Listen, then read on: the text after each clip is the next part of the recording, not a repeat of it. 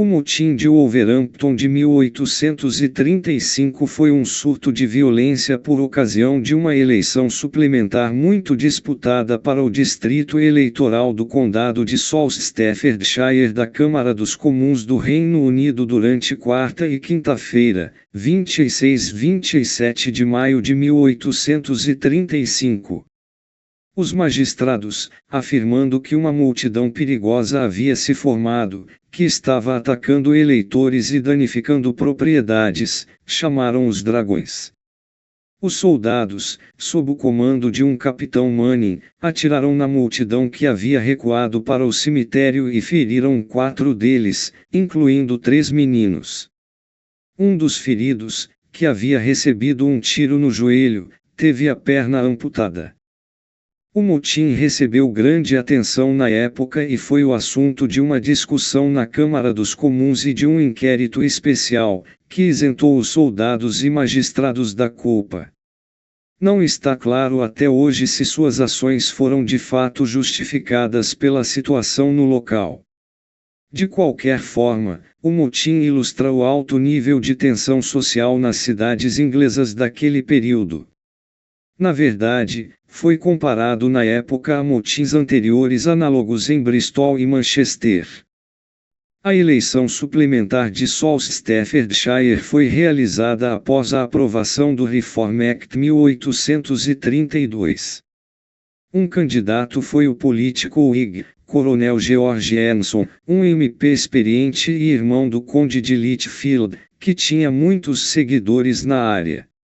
O outro candidato foi Sir Francis Goldrick, 1797185, um Tory. Enquanto os não-eleitores da cidade eram predominantemente de persuasão radical, os eleitores estavam mais uniformemente divididos entre apoiadores Whig e Tory. A tensa campanha rapidamente se tornou violenta no primeiro dia de votação, com a multidão supostamente agredindo os eleitores que votaram ou pretendiam votar no candidato Tory. Em alguns casos, os eleitores alegaram que foram impedidos de votar e agredidos fisicamente. Em outros casos, eles foram espancados após votarem. Esse tipo de comportamento não era incomum nas eleições inglesas dessa época, mas a extensão real dos distúrbios foi posteriormente disputada acaloradamente na Câmara dos Comuns.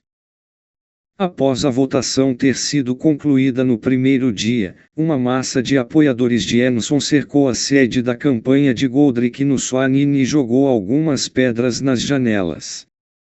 Os magistrados da cidade, que consideraram que a situação estava rapidamente saindo do controle, em parte devido à falta de policiais suficientes, havia um pequeno número de policiais especiais não treinados à disposição, que podiam ou ousariam fazer pouco diante da multidão, chamaram uma tropa do 1º Dragoons que estava estacionada nas proximidades, conforme solicitação anterior dos magistrados. Assim que os soldados chegaram, o ato de rebelião foi lido por um dos magistrados e os soldados quase imediatamente atiraram na multidão que já havia se mudado para o cemitério. 4 pessoas foram baleadas. Mais tarde, os soldados atacaram a multidão, desferindo golpes com os lados planos de suas espadas. Vários relatos amplamente divergentes dos eventos foram dados e parece impossível reconciliá-los completamente. Os críticos também alegaram que, em vez da hora habitual, apenas 5 minutos foram dados à multidão para se dispersar após a leitura do Reform Act. Todos os lados concordam que a causa próxima para a investida do soldado contra a multidão foi a morte de um dos cavalos dos soldados.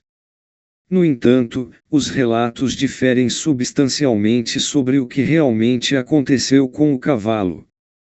De acordo com uma versão, o cavalo foi morto por uma pedra atirada pela multidão, mostrando que os soldados foram provocados. De acordo com outro relato, os soldados primeiro atacaram a multidão e o cavalo caiu durante a investida. Uma terceira versão, oferecida no parlamento, foi que o cavalo foi esfaqueado por uma faca curta, mais uma vez justificando parcialmente a conduta dos soldados. No entanto, é possível que o cavalo tenha sido acidentalmente esfaqueado por uma espada desembainhada por um dos soldados.